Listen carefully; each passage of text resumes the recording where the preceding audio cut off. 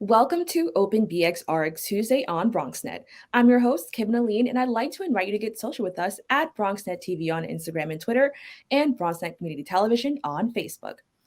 A lifeline many renters were relying on during this pandemic has ended. New York State's eviction moratorium expired January 15th, leaving thousands of tenants facing possible evictions. Tenant advocates are now pushing lawmakers to pass the Good Cause Eviction Bill. Joining me to discuss this is Andrea Shapiro of the Met Council on Housing. Andrea, thank you so much for joining me. Thank you for having me. So, for those who don't know, can you explain the terms of the previous eviction moratorium and why was it helpful to those struggling? Sure. So the eviction moratorium that just expired covered tenants who faced hardship related to COVID by filling out a hardship declaration. And this lasted from January of last year to January of this year. And it protected hundreds of thousands of tenants from eviction by filling out a simple declaration saying that they had lost income due to COVID, it was hard for them to move because of COVID, or they had increased expenses. Now, to clarify, the moratorium paused rent, or is it that, that rent would be owed eventually? Moratorium had no effect on rent. It simply said that you couldn't be evicted from your apartment or be brought to court. You still owed rent throughout that entire period. Oh, okay. That's very interesting because that was something that I wasn't too clear on. So I'm so happy that you clarified that. Now that the eviction moratorium is over, what does that mean for renters? And are landlords now just allowed to evict them for any reason? Sure. So tenants always have protections in New York State. So your landlord can't simply give you a notice to leave and change your lock. You have to go through court. If you've applied for the Emergency Rental Assistance Protection, ERAP, that comes with eviction protection. Your landlord can start filing cases in court or can continue with cases that have already been in court. But you still might have defenses, such as the Tenant Safe Harbor Act, which says you can't be evicted for rent owed during this period. Or you might have other defenses around bad conditions in your apartment. So it's really important that no one should just give up on their apartment and leave. There's lawyers available for you and there's defenses available for you. So I'm so happy you brought that up because that leads into my next question, just about, the housing courts. They have been reopened and people are already entering the courts. And as evictions are expected to rise, more people will now have to go through this process.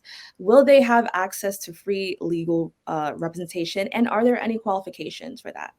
Sure. In New York City, we have a right to counsel or universal access in our housing courts, which means there is a lawyer available for you. It's particularly focused on people who are 200% or under of the federal poverty line. But no tenant should assume that they won't get a lawyer. There's lots of ways for everyone to get a lawyer. So please, when you go to housing court, the first thing you'll see is someone asking you for your name and where you live to figure out if they're on your list to be able to get a lawyer. And if you're not getting one that way, call 311 and ask for a tenant lawyer. There are tenant lawyers for everyone going to court right now, and they're there to defend you and fight back against your landlord. Now, I'm curious to know, will the influx of all these cases affect an individual awaiting eviction? So the court is going to be slowed down, right? There's a lot of cases, and so things are going to move very slowly. And in general, there's lots of ways to protect against eviction, which slows down eviction cases. But it's really important that if a tenant gets a notice, that they act on it. They don't assume, oh, this is going to take forever. They need to do something as soon as they get the notice, because there are time periods for everything to happen with them. So now that we went over all of that, in an effort to combat this, advocates are calling for the Good Cause Eviction Bill. Can you tell me more about this effort? Sure. What Good Cause Eviction says is that unregulated tenants should have the right to stay in their apartment unless they've done something that violated the term of their lease or were a nuisance to other tenants or haven't paid their rent. It also says that landlords need to justify undue rent increases. So landlords can still raise the rent as much as they want, but they need a reason for more than 3% or more than 1.5% of inflation, whichever is less. And so it gives unregulated tenants a lot more rights and means that landlords simply can't get rid of you because they want to raise the rent or they don't want you anymore. And that often means that tenants who make complaints, try and get heat in the winter, find themselves in the spring without a lease, and needing to leave. And so this would give universal protections to unregulated tenants, and regulated tenants already have these rights. So, can you tell me a little bit more about the rent increases and why is that super important in this situation? Sure. So one of the ways that landlords get tenants out is by simply raising the rent.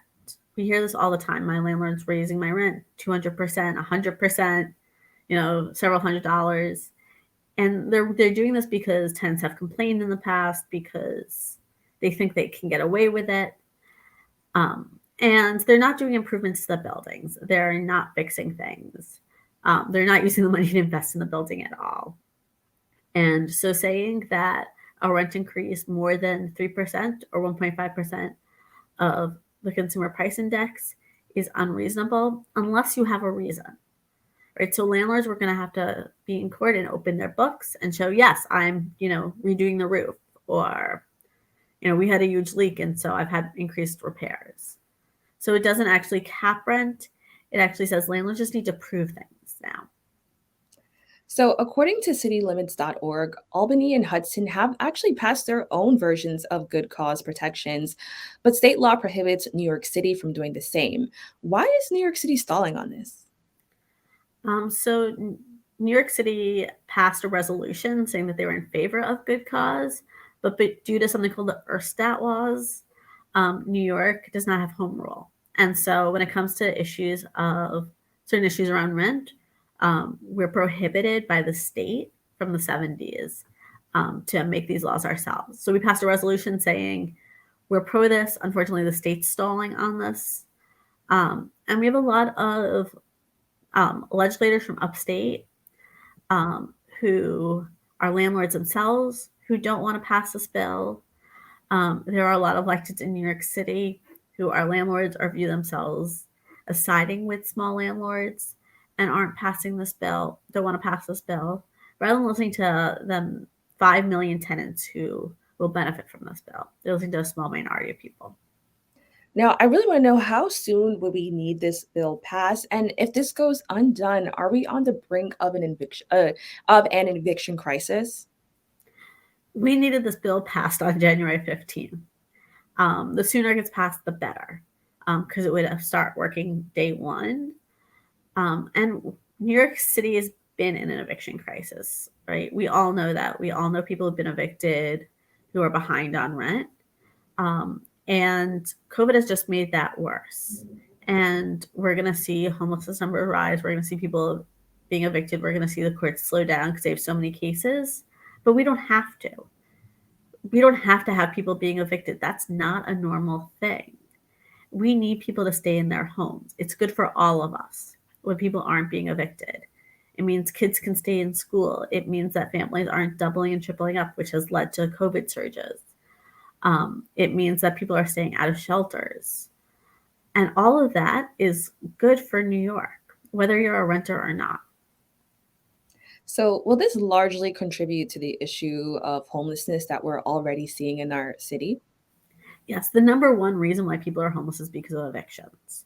Often we view homelessness as being a moral failing or around drug or mental health issues.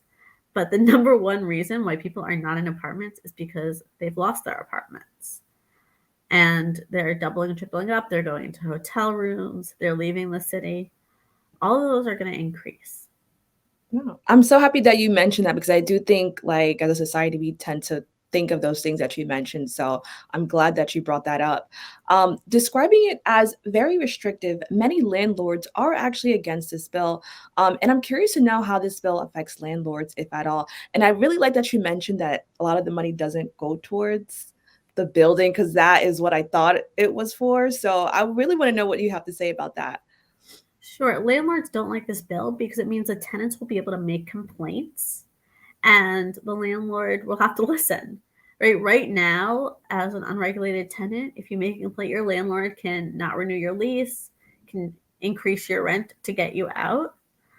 And so a lot of tenants are terrified to make a complaint, and that leads to disasters, as we've recently seen, especially in the Bronx, right? Especially while, it's 20, 30 degrees outside, tenants are freezing in their apartment, and they continue to freeze because they don't have the right to make a complaint without being scared of their landlord. And that's the number one reason why we need good cause, is that it gives tenants those basic protections so that they can say when something's wrong, and they can actually improve our housing stock and the quality of our housing by being able to get complaints listened to.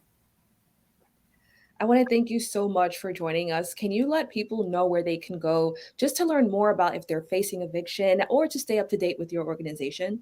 Sure, our website is metcouncilonhousing.org.